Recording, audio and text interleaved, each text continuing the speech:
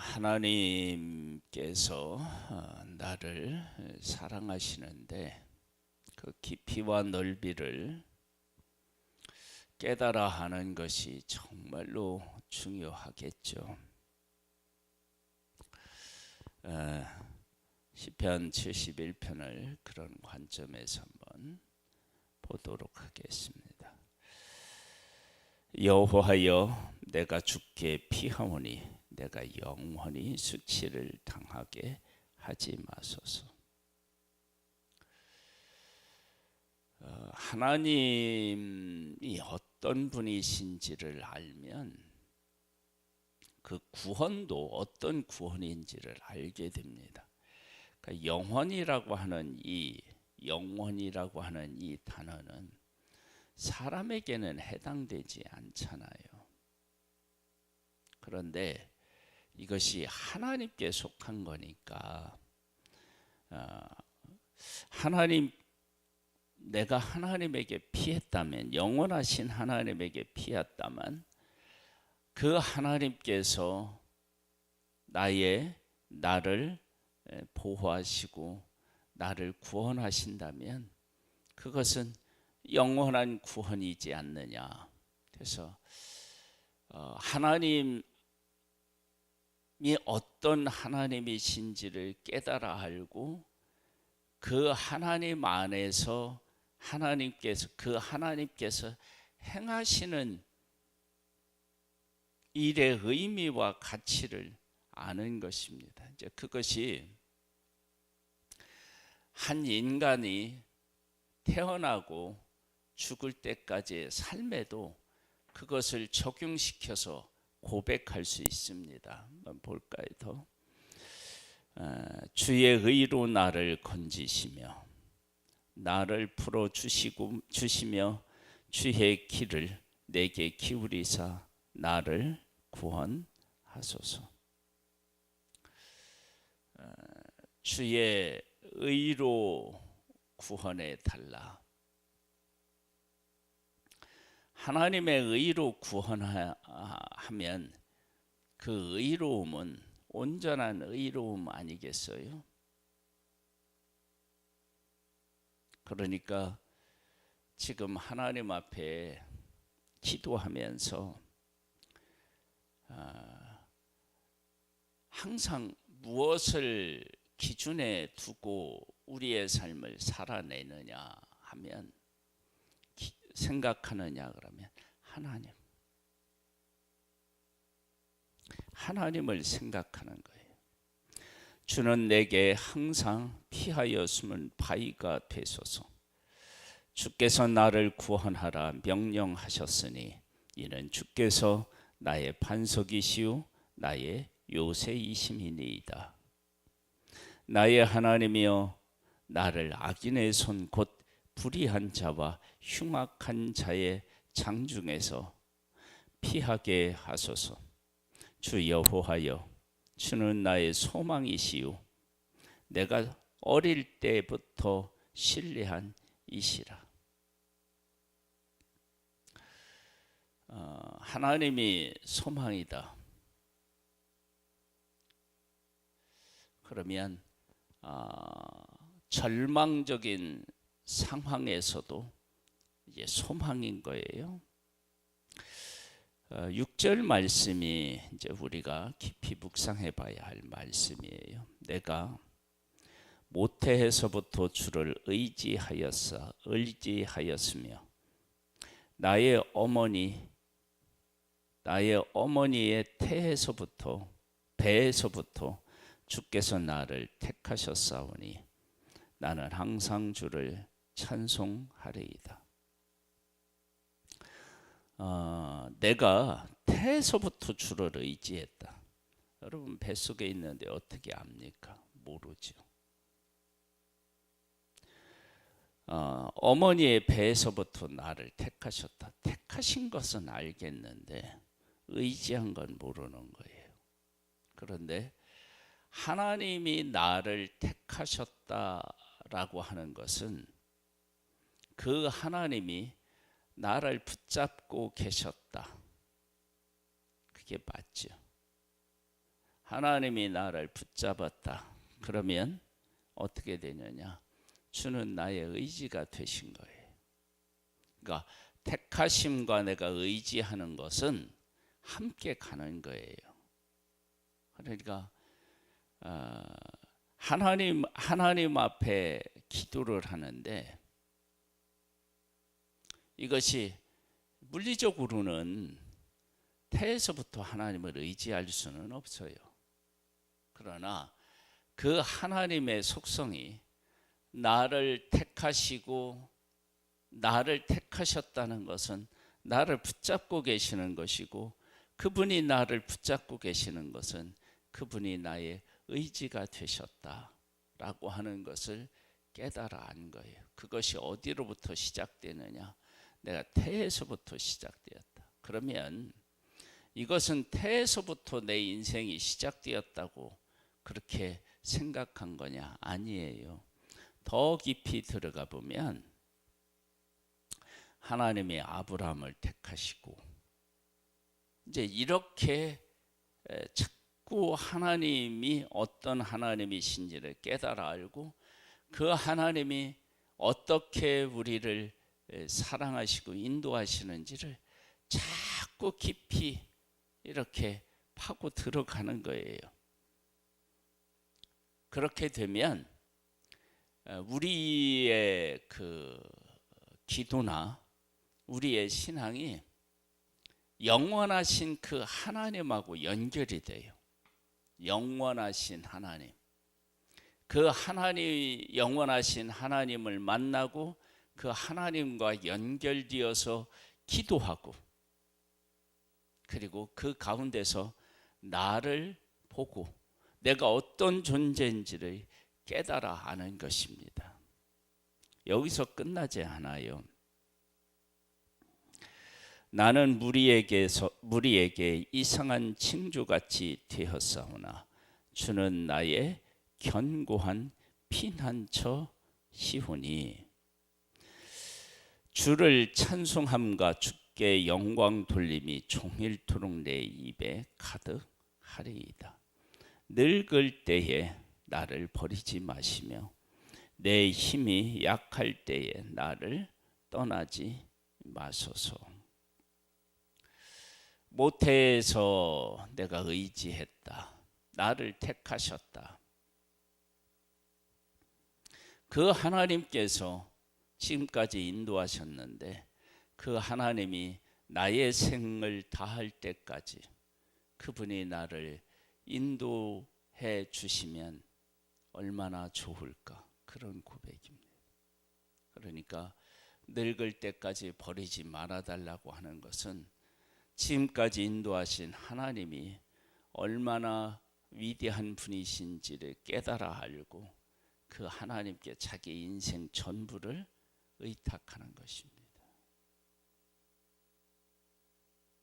버리지 마세요. 나와 끝까지 함께 해주세요. 나를 떠나지 마세요. 이보다 좋은 것을 어찌 만날 수 있겠습니까? 그렇게 고백하는 거예요. 내 원수들이 내게 대하여 말하며 내 영혼을 엿보는 자들이 서로 꾀하여 이르기를, 하나님이 그를 버리셨은즉 따라잡으라, 건질 자가 없다 하오니, 하나님이여 나를 멀리하지 마소서. 나의 하나님이여 속히 나를 도우소서. 내 영혼을 대적하는 자들이 수치와 멸망을 당하게 하시며 나를 모해하려 하는 자들에게는 욕과 수욕이 덮이게 하소서. 하나님을 믿고 하나님 편에 섰는데도 어려움을 겪을 수 있어요. 왜 어려움을 겪느냐? 그러면 하나님은 나만의 하나님이 아니시기 때문에 그래요. 그게 무슨 말이냐? 그러면 아브라함을 택하실 때 너로 말미암아 모든 민족이 복을 얻을 것이니라, 그렇게 말씀하셨어요. 모든 민족이 복을 받는다, 너로 말미암아서. 그러니까 이스라엘을 하나님이 택하신 것은 이스라엘만 복되게 하시려고 하는 것이 아니라 모든 민족이 이스라엘 통하여서 복을 받게 하시려고 하는 거예요. 그러면 모든 민족이 복을 받으려면 1차적으로 뭐를 해야 되느냐? 하나님이 누구신지를 알려줘야 돼요. 하나님이 누구신지를 알리려면 아무 일도 일어나지 않으면 알 수가 없어요. 하나님의 사람과 관련되어서 어떤 일들이 일어나야 돼요.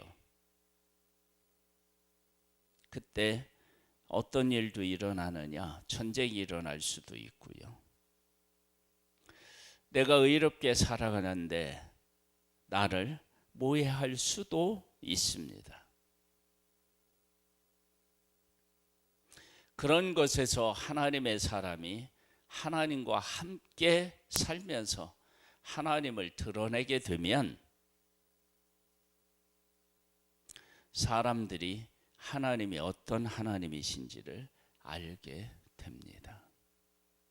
그래서 어려운 고난이 우리에게 있을 수밖에 없습니다.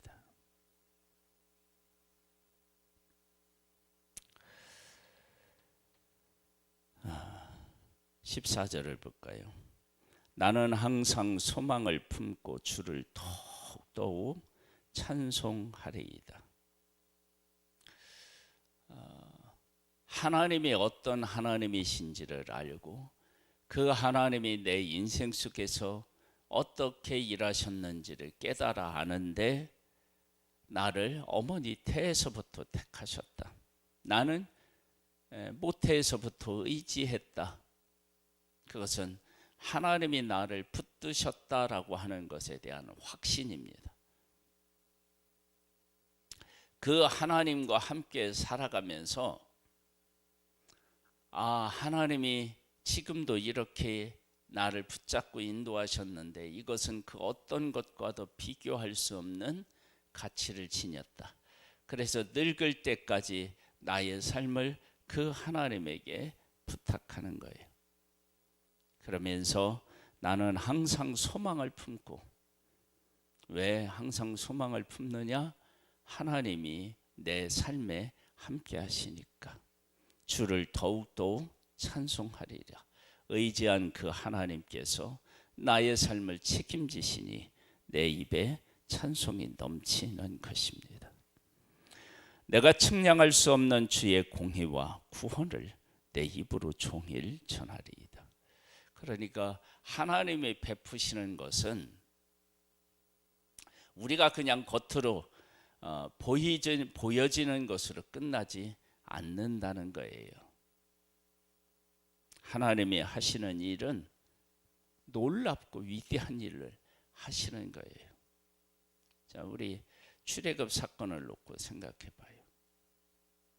아니, 그 이전에 아브라함에게 하나님이 이삭을 번제로 드리라고 했어요. 번제로 드리라고 하는 것을 그냥 일상적인 일로 생각하면 끔찍한 일이고, 하나님은 믿고 따를 수 없는 하나님이셔요. 왜? 주셨다 뺏었으니까. 그런데 하나님은 아브라함에게 나타나셔서 일하심으로 부활의 하나님을 만나고 고백하게 하셨고, 그리고 그 사건은 하나님이 예수 그리스도를 우리에게 보내주시는 여호와 이레의 그 하나님을 그곳에서 말씀하시고 계셨던 거예요. 그러니까 우리가 경험하고 있는 어떤 일들이 그 일로만 끝나지 않는다라고 하는 사실, 하나님의 백성이 애굽에서 나오는 이 일을 우리는 영적으로 죄의 종이었던 우리들이 예수 그리스도 안에서 그 핏부림으로 우리가 하나님의 자녀가 되어서 천국을 향하여 가는 과정을 이야기하잖아요. 그러니까 우리 안에 일어나는 많은 일들이 그 안에 하나님의 일하심이 있기 때문에 그것은 단순한 일이 아니라는 것을 우리가 알 수 있습니다. 측량할 수 없는 주의 공의와 구원을 내 입으로 종일 전하리이다. 그것을 깨달아야 전할 수 있겠죠. 내가 주 여호와의 능하신 행적을 가지고 오겠사오며 그의 공의만 전하겠나이다. 하나님이여 나를 어려서부터 교훈하셨으므로 내가 지금까지 주의 귀한 일들을 전하였나이다. 하나님이여 내가 늙어 백발이 될 때까지 나를 버리지 마시며 내가 주의 힘을 후대에 전하고 주의 능력을 장래의 모든 사람에게 전하기까지 나를 버리지 마소서. 하나님이여 주의 의가 또한 지극히 높으시니이다. 하나님이여 주께서 큰 일을 행하셨사오니 누가 주와 같으리이까.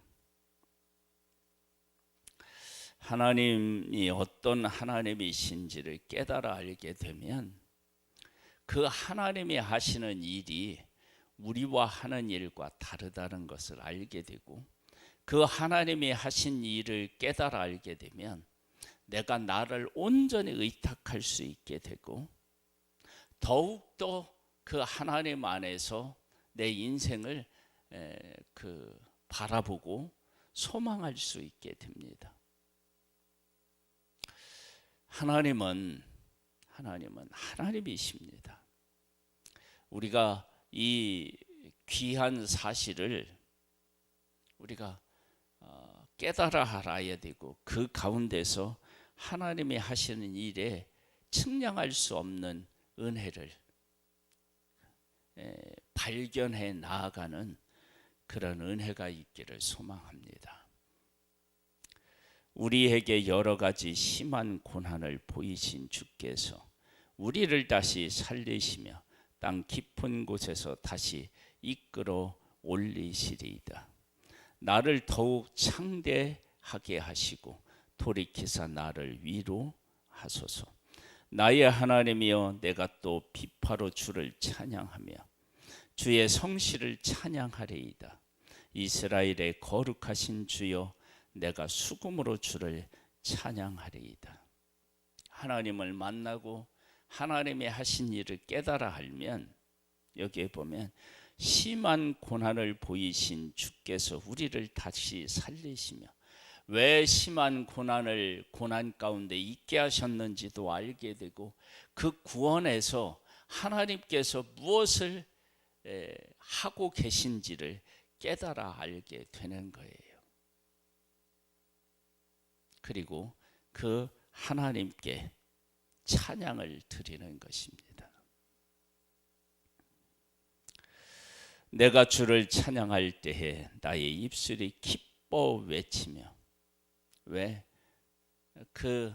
내가 찬양하는 하나님이 어떤 일을 하셨는지를 알기 때문입니다.